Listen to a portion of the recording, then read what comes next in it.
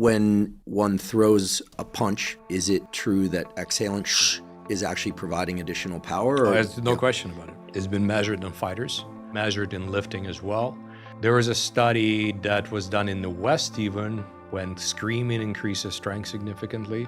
And again, this is not just a psychological component. If you're doing this on purpose, you're walking in with the bros and you're just trying to make noise to attract attention, that's wrong. But strength is a noisy endeavor. So there may be some hissing, there may be some grunting. It's just absolutely unavoidable.